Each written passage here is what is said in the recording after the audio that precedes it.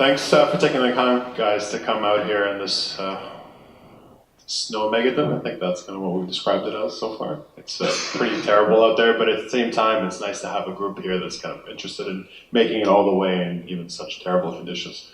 So today's talk, I'm planning to kind of quickly introduce myself, company, and tell you a little bit about data and sport. So I'm not sure how many of you are Score app fans, but I'm sure you've seen the trend over the past 5-10 years. More data, more analytics, more numbers being spit out. Even the way fans are talking about sport is changing. We don't play in the fan side of things, but I'll talk a little bit about that. We actually focus much more on developing technology that can help teams perform at their best by giving them real data about how their athletes are doing. So let's jump right in. I'll tell you a little bit about us. So we're a sport technology company. We're based out of Liberty Village. And what we do is we build wearable hardware technology that can basically, fundamentally, it's motion sensing that can be used to quantify an athlete's performance across over 500 exercises and movements. What we do is we package this wearable technology with a software solution that can help coaches quickly test hundreds of athletes, get real insights about how they're doing over time, and then from there be able to understand if the training program is improving, getting them better. If they were injured, are they finally recovered to get back in the game, and so on. So basically help them drive decision making in a sport organization. We've had the good fortune over the past 6 years of working with some incredible teams. These are kind of a quick highlight of some of the teams that we work with. We've been primarily focused on North America, but last year was kind of our first year to start focusing on international growth. So we've gotten some really exciting logos and teams. I spent some time in China in September. We started working with the Chinese Olympic Committee. We work with the Dutch Olympic team as well, ski team, Irish Rugby Union, and we work with a number of NBA and NFL teams here as well. It's been a really fun ride. It's been amazing to learn so much from just working with these guys and understanding how a sport organization functions. There's actually a lot of lessons that I've learned working with these sport organizations that I've fed right back into our company, and which is kind of fun to think about your own organization as a sport team that's competing. In terms of the agenda, the goal for today is I'm not going to focus too much on diving into the numbers and the data metrics themselves. I think it's probably more helpful, because my guess is none of you guys are sport data scientists. So I'm going to try to focus more on giving you an overview of how a sport organization tackles data, what are the key areas that they focus on, so that the goal is by the time you come out of this talk, you should have a pretty good sense of all the different areas where data is being generated in sport teams. Why are they generating this data? How are they thinking about this data? And what are they looking to do with it? And if you have any questions about specific metrics, don't hesitate to come back out. Ask me. I'll have my contact information on the last slide. I'd be more than happy to dive into the weeds with you and walk you through the details of it. But for now, let's focus on giving you kind of that framework so you can kind of understand how data is being used. And in terms of the kind of the structure of the presentation, I'm going to quickly talk about two key overriding driving factors that have really pushed for data and technology adoption in sport. Talk a little bit about what the goal is ultimately here and how a sport organization is structured. Talk a little bit about how tech helps across all aspects of an organization in sport, and then finally touch a little bit on the future of data in sport and kind of what we can expect over the next 10 years. And by the way, if you have any questions throughout the presentation, don't be shy. Just put your hand up. I'm more than happy to stop and answer a specific question around the slide. All right, so let's talk about the key overriding driving factors for this. We're really starting to kind of skim the top of what human body is capable of doing. I think it's pretty obvious to anybody who's seen sports. We're really pushing the boundaries at this point. And sure, in the 50s and 60s, we managed to build better shoes. That kind of got us a little bit faster, that got us a little bit stronger, diet got better, but we're really starting to get to kind of the final frontier, and that's why I call this presentation Data and Sport, the Final Frontier. Just to give you kind of quick sense of what I'm talking about, let's look at a really interesting sport as an example. So track and field and Olympics. It's considered one of the purest sports. Every other strength coach, every other sports scientist I talk to in other sports look up to track and field, because there's something beautiful about this idea of a single individual spending their entire life, but every 4 years, spend 4 years training for this single event, the Olympics, right? You have one individual training all in their own head, practicing on their own, a very specific and clear movement, running, right? So you have a 100-meter sprint, Usain Bolt, you practice day in, day out, you program for 4 years to get to this single event that will basically judge you, And that's how you leave your time. Imagine if you were building a piece of code and everything basically boiled down to you shipping it on one day, and that's all that mattered, no matter how good it was the day after. So it's a completely different kind of approach and thinking. And there's something really pure about that in the way in how far you can deeply dig and try to understand what's going on. But to give you an idea of what happened, so the modern Olympics were established in 1896. Since then, in the first 50 years, we've managed to shave off the 100-meter sprint about 1.5 seconds off the best time.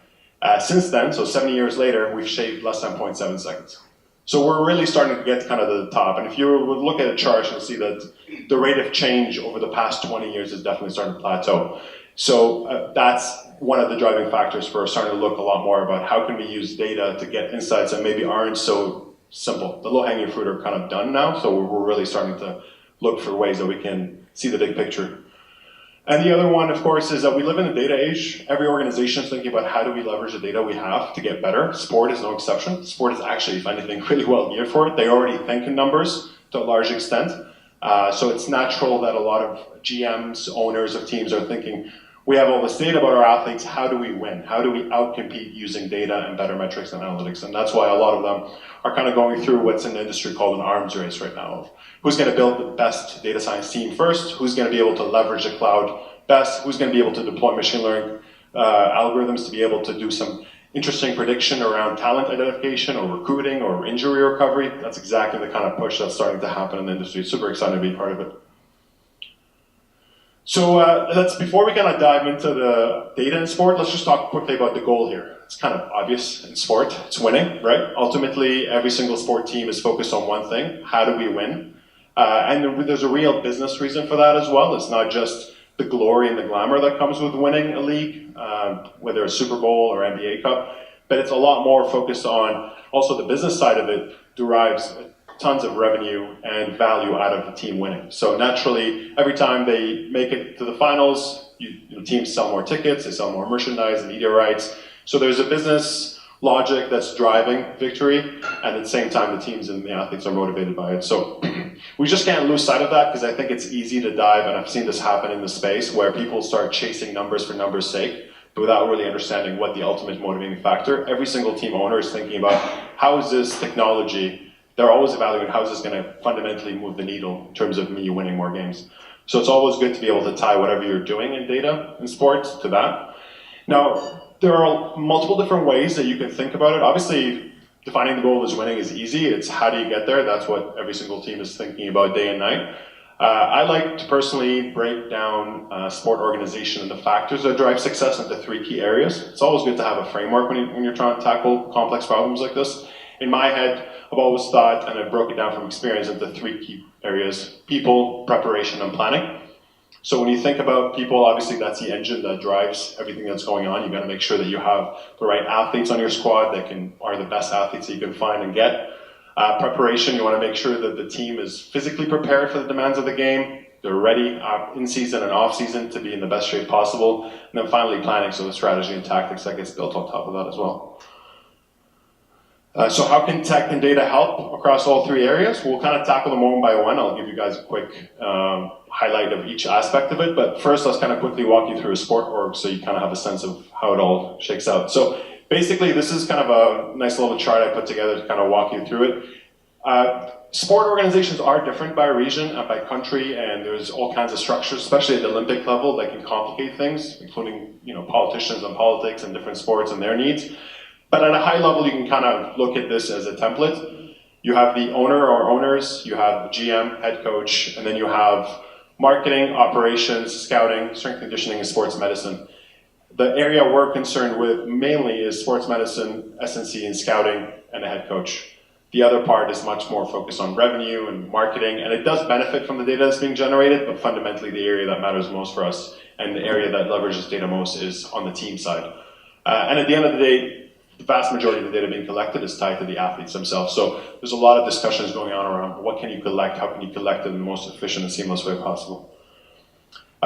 Quickly touching on the first component, people, the engine of a sport team. It's kind of obvious why athletes are so important. Sometimes I think as fans we overvalue one talented athlete really changing the fate of a team. It's often not dependent on one, but you do need incredible athletes to be able to perform. Because at the end of the day, no matter what data you're capturing, if the engine of your team is just not at the level that it needs to be at, there's nothing data can really do to drive it forward. Let's talk a little bit about the data. So this is some of the things that you'll see a lot of people talk about when it comes to athletes and data. So the areas that they're being used within sport organizations is, number one, I would say talent ID. Every single team that I'm meeting these days has a data science team that's focused on basically mapping out and scouting all the athletes. Back in the day, I'll tell you guys a little story actually. I don't know if you've ever read, there's a book called by Alex Ferguson, called Leading, and he talks a little bit of the story about how he found Cristiano Ronaldo. They discovered Cristiano Ronaldo.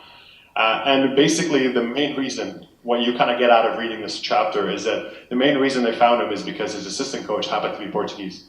And he happened to be back home, vacation. He was going around and he heard through his network of this athlete that seemed to be really promising. They heard so many good things about him in Portugal, they ended up flying in, meeting him, signing him immediately, and they managed to steal him weeks or months away before somebody else did. Put him through the feeder system at Man U, and he became who he is, and they managed to get 8 incredible years out of this talented athlete. That's great back then in the 90s and the early 2000s, but things are changing. It's not the same anymore. Now we have companies and startups that are working on mapping out, collecting data from kids as young as 9 or 10. So you're looking at rec leagues getting equipped with sensors and data that's being captured either subjectively through people watching the games or people actually just signing up and organizing themselves at a community level digitally. And scouts are tapping into this information to try to see if there's any signs of potential talent at an early age. Find that diamond, quickly get your hands on it because every other team is going to want to try it. This is really common in soccer where every single soccer team has their own academies, so they fully invested themselves into actually building up the talent at a super young age. So this is something that we're seeing data really start flowing in. So things like, if you're even a 12 or 13-year-old, how are you performing in the games? Are you winning? All that data is being digitized. All of it is being fed into massive cloud systems. It's even layered in the NFL, for example. They layer it with video footage of college games. So if they're looking at any college athletes and recruits, they have fully mapped out games that are fully digitized so they can actually quickly query it and find out play by play, how is this athlete performing in specific games and sports. So it's really cool to kind of see the level of research that's going into this. Recovery and readiness are 2 other key areas, obviously. So looking at how athletes are recovering in season, especially in leagues like NBA or MLB, where you're constantly on the road, traveling between games and games, it can really start wearing you out. We think of some of these star athletes, it's really amazing how well they play in each game. What to me, though, after being in the space for so long, amazes me is how well they play consistently throughout the season. That's really what makes a star athlete, and that's where the team behind the athlete really shines. How do you make sure that this person is fully recovered? Back in the day, it used to be as simple as just asking. Now there's a much more focus on how do we grab your heart rate variability data to actually look at how's your neural system ready for the game. So they're capturing all these different metrics about an athlete. There are sensors that you can place, like stuff that we can even access as consumers, Beddit, sleep monitors. Different athletes have different preferences, and teams are starting to tap into all these different devices to try to capture sleep data, readiness data on how they're doing. And then finally, position KPIs. We see this as fans to some extent. We always hear about different athletes and how their top speeds are in specific sports. This is really common now. When it comes to actual sport organizations and how they do it themselves, they basically feed, they get the insights from the head coach. What do they want? What are the strategies that need to be played? Then they look at different positions within that sport, and they immediately try to identify folks that can fit within certain parameters. If you need a really fast swinger, they make sure that they can find the right people, and that's a metric that they actually keep. I'll talk about how they store the data in a little bit. Planning systems and tactics. I kind of jumped to this one real quick because I just want to touch on it. There's a whole world here of tools that could be used to basically drive decision making. Obviously, at the end of the day, if you don't have the right athletes, things don't work. But you also need a coaching staff, a sophisticated coaching staff that can actually understand how every single competitor is going to be playing, what are the common strategies being used, and just making sure that you can actually deploy the best strategy against them. And the kind of things that are really starting to happen on this end is it was really common back in the day to have, and to some extent in some teams in the NFL it's so common, you'll find teams of 10, 15 people that are just full-time watching video footage, whether it's from college recruits that they're interested in recruiting or other NFL teams in game times, just constantly sitting there, scrolling through a video, marking and tagging every single clip so that a head coach, if they want to see exactly how an athlete plays or how another team likes to run the ball in specific situations, they can pull that up really easily. So all this stuff was done manually. Now there's a big focus on, okay, it's good to be able to tag it manually. We want to automate that to some extent, but also how do we make this data really easy to query? How do we pull it up so that we can write something simple like, I want to see Cristiano Ronaldo in a specific position. I want to see Messi in this specific role. I want to see Barcelona in this specific situation against a specific formation or halfway through the season. Those are the kind of things that it's much more focused, I would say, when you're dealing with head coaches and generating data, about making it easy to access the data, because they're fundamentally going to trust their gut a lot more, but they want to be able to quickly access references so they can make decisions. There is obviously a focus on readiness and training loads. The same book that I just mentioned earlier, Alex Ferguson was one of the first guys to actually start looking at objectively quantifying training. It's easy to say as a head coach, you know, say I'm a Bill Belichick, since it's Super Bowl is next weekend. It's easy for me to say, okay, my team is playing on Sunday. They're traveling back on Monday. I'm gonna try to give them a light practice on Tuesday, and then maybe a hard practice on Wednesday, and then give them Thursday off, and then back to do a little drill, and then they play again on Sunday. It's easy to map this out, but the challenge for what people are realizing is that it's one thing to say this is an easy practice, but how do you know objectively that it's easy for every single athlete on the team? And this is kind of where sensors like ours and others are really focused, is how do we objectively measure every single training session and make sure that all the athletes, we can put a number to how much effort they put into that practice session. It's amazing some of the stuff I've seen. Working with the 49ers especially, I spent about 3 months working out of their stadium and seeing the data that's coming off each practice session. You could look at the same squad, 60 guys on the field, and you'll find that 5% of them did 2 to 3 times more running than the rest. And if you were just simply saying as a head coach, I'm going to treat everybody here the same as if they practice the same, you're running into real trouble as you get closer to the season. This is where soft tissue injuries come to play, right? When you hear about people tearing their hamstring, ACL, more often than not it's because of overtraining. So this is where being able to capture data like this can really help you understand how to modulate your training schedule and individualize it per athlete. Similar to what we're seeing across. It's amazing how sport and healthcare are kind of, there's some kind of measured common trends. You'll see in healthcare, there's all this talk right now about individualizing healthcare. It's very similar in sport. This is exactly what they're pushing for. The stakes are obviously much higher in sport because you're talking about signing guys for $150 million for 3-4 year contracts. If they tear an ACL into the first season, you've just lost $50 million. So there's real pressure for teams to perform and measure how their athletes are doing. And then finally, let's talk about preparation. That's really where we play as Push. We're much more focused on helping coaches behind the athlete get the data they need to make the right decisions. So we work with strength coaches, physiotherapists, sport medicine, and basically what we do is we provide them with, we have 2 different solutions on the market right now. We're working on a third this year, which I'll be announcing later this year. Basically what we've built is we built an athlete readiness assessment system. This one right here in this picture.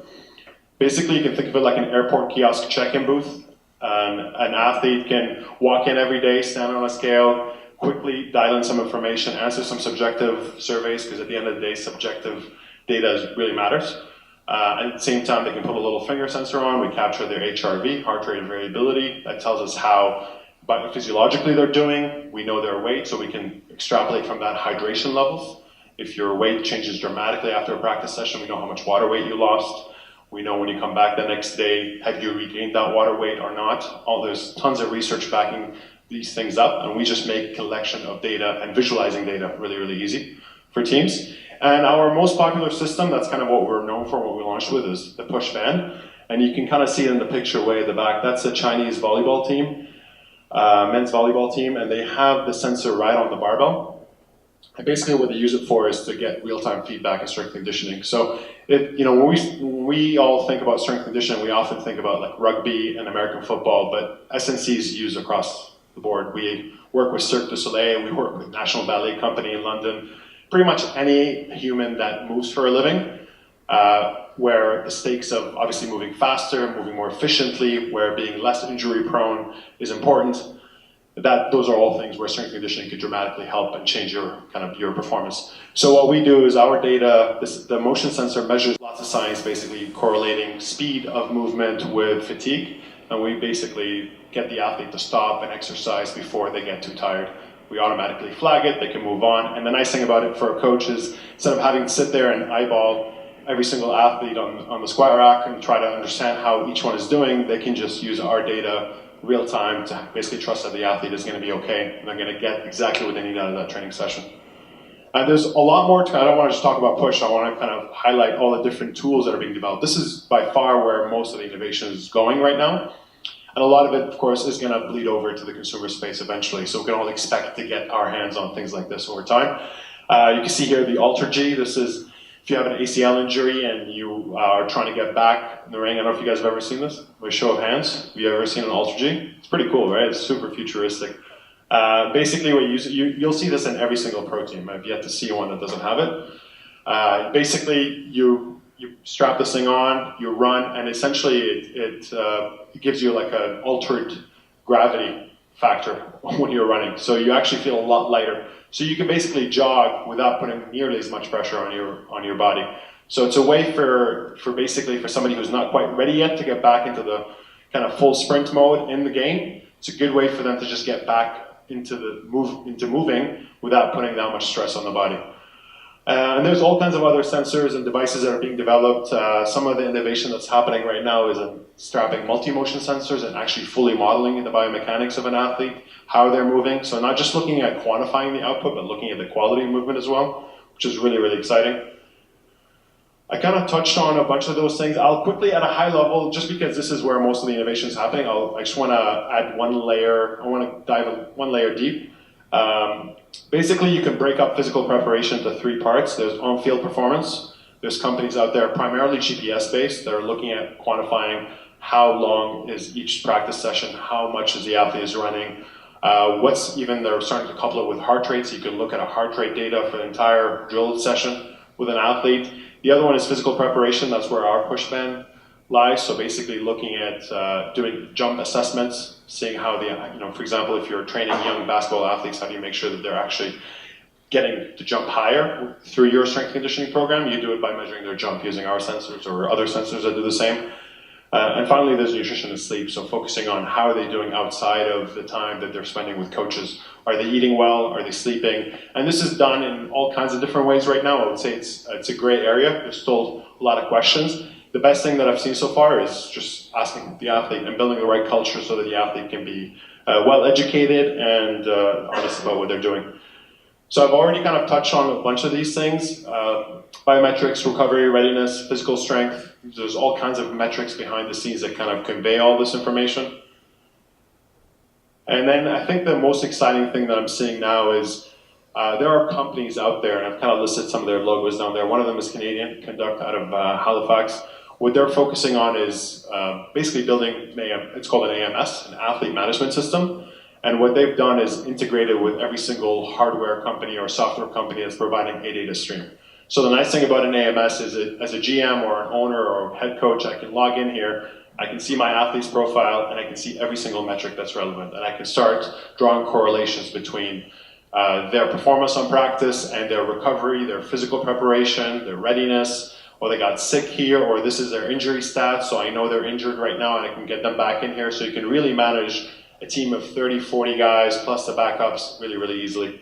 This is where I think the future is going to be really exciting as well, because you start thinking about, you merge all these data into one database, and what's the next logical thing to do, of course, is try to deploy some models that can actually learn and do some prediction for you, whether it's in helping you identify why the stars are the stars and how to find more people that can fit that model, or how do you make sure that if you have any negative trends that you can also kind of subvert it. And this is something that's really starting to come develop. So any questions so far? I've described to you guys the framework. Do you feel like you've learned a little bit more about how sports functions? Is this helpful? So you have a question? Yeah, I have a question. You guys are mostly in the strength and conditioning space. And they talk about sports a lot. They're analytics guys, and you have the old school guys who don't accept analytics. Do you see any of that in strength and conditioning where there's the Yeah. split in the two groups? Oh, absolutely, yeah. I would say it's happening across the board in all industries, and sport is no exception there. There's still, I still remember when we first launched Push 6 years ago, some of the conversations I would have is, I remember one coach coming up to me at a conference and just like right in my face telling me, I don't need sensors, I got these two. And that was his answer basically to everything that we're trying to pitch. So these guys do exist. Good news is that guy retired, his assistant is in place now, and he's got a master's of sports science, so he knows his stuff and he's moving forward. So there is definitely a generational shift, but it's really amazing to me the change over the past 5 years and how we've evolved. The kinds of conversations I'm having with teams are so much more educated now. It used to be about, I would say a few years ago, it was about just like spray and pray, buy everything and see what sticks, but now it's much more structured. They're thinking along these lines of like, okay, here's our framework, here's our model, here are data streams that we want. Yeah. Sorry, you had a question? Yeah. Sorry, great presentation, by the way. Thank you. Thanks. And I hope everyone can hear me. Yeah. I have like a million questions. There's that there, I'm going to take over. With the NFL, Yeah. was this kind of data used to cancel the two-a-days? The two-a-day? Yeah. The two-a-days? Yeah. So was this kind of data used to cancel the two-a-days? Because I know like the big alarm was like, oh, people were dying. Yeah. But you're looking at this data and say, you know what, we don't need that second practice. Yeah, that's exactly it. This is the kind of conversations that people are having. I'm not too familiar with specifically what drove that decision, but in general, I can tell you like a thing that I've heard consistently from 3 NFL teams this last season is that they've completely changed the way they approach modulating their practice. So the biggest challenge with the NFL is you have a big team, so you know, no matter how big your staff is, you can't keep up with every single athlete. So you definitely need data to try to figure out, okay, we have 50 guys, how do we know which ones are ready, which ones aren't, and how did this practice session impact every single one of them? So there is a need for it, but beyond it, they realize pretty quickly that their challenge is they have one day off, it's an incredibly strenuous sport, even though they don't play that many games, it's really stressful on the body, so their recovery became much more of a hot topic, and a big discussion now is a lot of the head coaches are embracing the idea that you can't just take it easy on Tuesday and then Wednesday just spike it all the way up and expect nothing to happen, because they've seen it in multiple teams now where as soon as you go from really light day, it's, you look like a runner. I'm assuming you run? Yeah, a little bit? Okay, so you know this is a runner, right, intuitively. You can't go from running, the technical term is acute to chronic ratio. You can't go from 5 kilometers a day to 20 kilometers the next day and not expect something bad to happen.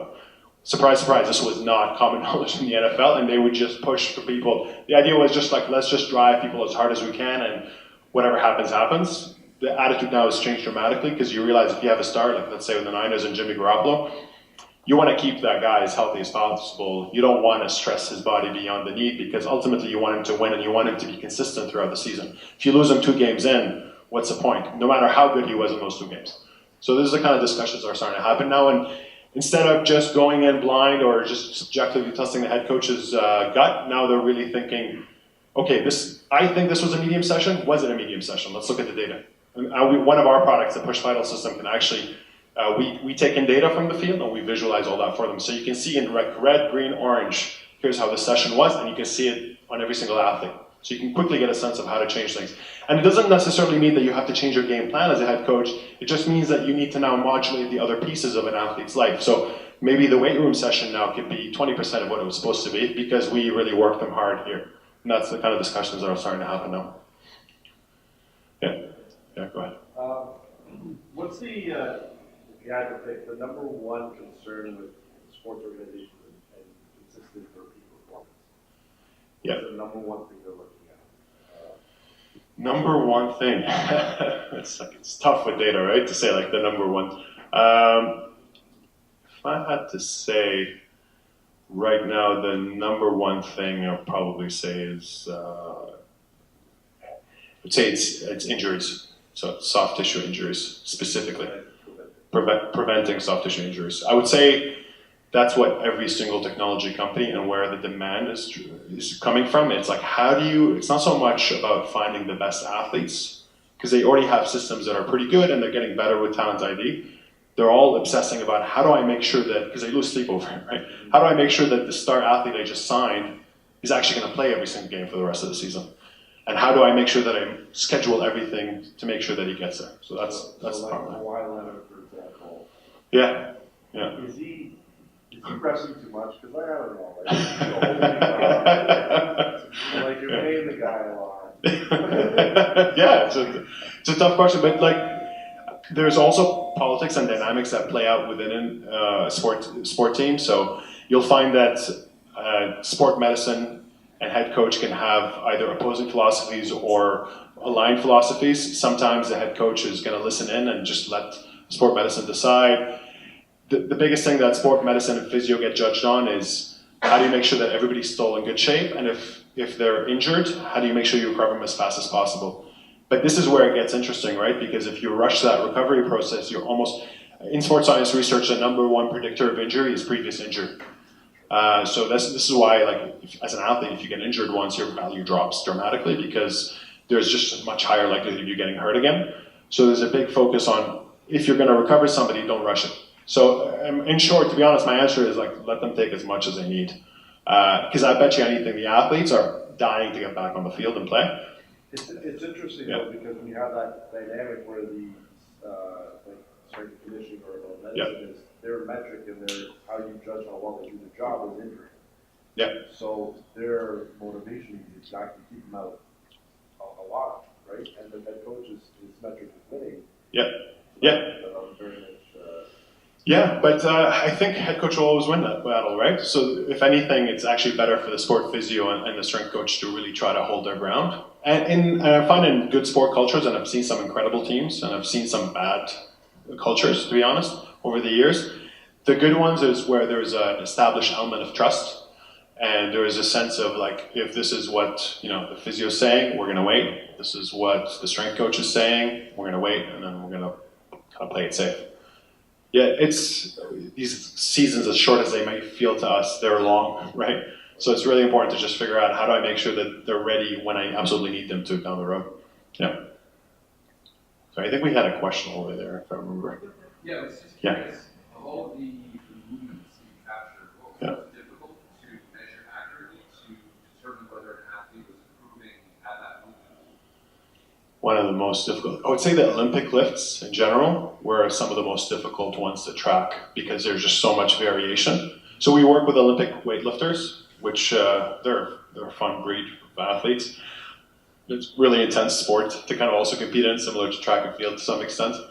But it's some of the movements are incredibly complex, and there's just a tremendous amount of noise. Like my background is engineering, I can get really geeky around the tech and the hardware especially, but I can tell you in a nutshell, those movements were some of the toughest. The rest are pretty straightforward. Like, to be honest, baseball, pitching, those kinds of movements are fairly straightforward to model, and they're fairly consistent. Olympic weightlifting, lots of variations. Yeah. Yeah. So I know you guys mentioned a CrossFit band. Yeah. How are you feeling with measuring so many variety of movements? Yeah. Because the variety is high in a short period of time. Great question. Yeah, we kind of got pulled into CrossFit. We weren't really thinking about tackling CrossFit, but for years we've been getting asked by CrossFit coaches, can you track CrossFit? Can you track CrossFit? Can you track? And we looked into it, and it's actually really different than the way, it's similar in that the movements are the same, but it's different than the ways traditional athletes train. Traditional athletes take lots of breaks in between, so our system was designed with this idea of real-time feedback, and then you take a 60-second break and you kind of move on, and that's what we designed our entire flow to do. With CrossFit and Nexus, what we had to figure out is the athlete can't be anywhere near the phone. Once they start the workout, they have to finish the workout. So how do you do that? So we actually ended up building a machine learning model, leveraging the data that we built with Push, to essentially automatically detect the type of exercise based on the movement signal. It's a really tough project. We spent, and the credit goes to the CTO on our team for putting this together, but took us about 4 months to deploy it, test it, ship it, and it's performing incredibly well. It's like we've become converts now. We're always thinking about how do we now leverage the data sets that we have to actually do more work like that. But it's really cool to see because you can basically build a full workout, hit start, and just go. You can take a water break and go talk to your buddy and come back, and it'll just know automatically if you're doing an exercise or not. Yeah. So in sports, sometimes you have guys who are like freaks in the weight room or they're good practice players. Yeah. And then when the game comes, they're not very good players. Yeah. And you mentioned earlier in your presentation about tactics. Does your company plan on going into the realm of tactics, or do you plan on staying in more of the strength and conditioning space? I think we're going to focus mainly on preparation and physical. There's a bunch of companies that are doing like statistical modeling of different scenarios, and one that's really interesting that's worth checking out is called Second Spectrum. They're doing a lot of work in the NBA around just like modeling out different plays and what's the most effective play against a specific formation. And they're doing a lot of good work there. It's a whole other beast, but it's super exciting as well. Yeah. Two-parter, but they're related. Would you consider this the new Moneyball? Yeah. A, and B, are you seeing, since we talked about pro athletes, you're also going to have pro agents. Yes. So are you seeing agents collect this data and create these sort of like presentations like, hey, look at my man. Yeah. And it's like boom, boom, boom, boom. Look at these like metrics. Yeah, absolutely. Yeah. So to answer your first question, absolutely. It's already happening. There's not a single team in North America that I know of that doesn't have at least a single data scientist. And the ones that are aggressive are building out full staff around this. So it's happening. I'm sure you mean college. Yeah, D1, we just finished a tour out of the Midwest and Ohio State and Michigan. Like, forget about it. Like, I've never seen anything of this scale. And these guys are aggressively chasing this. So it's happening already, and I think it's only going to get more exciting over the next 5 to 10 years. To answer your second question, most agents, what they're doing is they're partnering with private training centers, and we work in the training performance world. Basically, they have a trusted guru in the space, and they basically are using them to do exactly what you described. So we typically sell to the training performance centers. They do testing across their entire chain, including the like fresh prospects that have a shot at getting recruited, and then they are building out full profiles. We have a couple that we've mocked up internally for a recent training facility that look really cool too. So yeah, this is kind of, I think, where this could potentially go, and I'm kind of excited. I play soccer every Saturday, even out in the winter, and I'm starting to see some companies in our space try to build stuff out for amateurs even, like look somewhat similar. So there's kind of a cool trend that's going on over there. I do have one last slide. I'll be super quick. I just want to plant a bug in your ear about where things are going in the space. I figured it would be good to stop there before we start talking about the future, make sure all your questions are answered. In terms of big trends that you can kind of expect over the next 5 to 10 years, I kind of summed them up into 4 here. Machine learning, we've kind of talked about it already. There's tons of work to be done there. The data has been largely getting collected over the past 10, 15 years. So a lot of teams are sitting on mounds and mounds of data, and now they're starting to think, how do I leverage this? How do I use it? So there's obviously, just like every other industry, to be honest, this is happening, and it's kind of cool to see how it's happening in sport. Seamless data collection. Hardware has gotten to a really good stage, but there's still so much more work to be done. I just came back from a conference in California where we're seeing flexible batteries, machine washable smart apparel that has sensors built right in. There's all kinds of different innovations happening at hardware level. The ultimate goal is just make it as invisible as possible. That's basically it. It's like we need to get away from lab tech. We need to get away from having to strap a million sensors on an athlete. We need to get to a point where it's invisible. The athlete can focus on their psychology, and we can focus on collecting the data we need. So that's where it's going. Blockchain and data regulation. This is not a topic that's really discussed often outside of sport, but it's such a relevant discussion. Every single conference I hear about this now. Basically, who owns the data? We're capturing all this information, but who owns it? And why is an elite athlete that's getting all this data collected off them has no stake whatsoever in how the data is being monetized? There's all these marketing teams within the sport organization now looking ways to leverage it. The data that we see in the score about individual athletes, especially as the data becomes more and more relevant, more personal, how is the athlete involved? And this is a topic that's really coming up. And the reason I mentioned blockchain is because whenever we think about ownership of data, that's a theme that I'm seeing, is that blockchain and the idea of a decentralized network, you kind of see what's happening and who owns it is really relevant. So this is a topic that's coming up quite a bit. And finally, the quantified fan. Just if you think the score looks crazy right now, wait till you see where it's going to come next. I think it's going to get even more and more interesting to just understand the psychology of these athletes. And I think the most exciting thing for me with the last one is there's a big push by the IOC right now, the International Olympic Committee, to actually start getting data, especially biometrics, about sports that we traditionally, quote unquote, consider boring. Like I met with a gold-winning medalist sharpshooter from Italy last year, and we had such an interesting conversation because he's he showed me a video of his winning round, and he's standing there. And as a fan, I'm like, you just look like you're standing there. You're not doing anything. And everybody else is just standing there. And he's like, you should know what's going through my head to be able to hit that little shot 100 meters away. And we started thinking about, imagine if you had, the name slips my mind now, but it's a local Canadian company, and you can actually see what's going through his mind, like how he's able to control his heart rate, how he's able, in such an intense environment.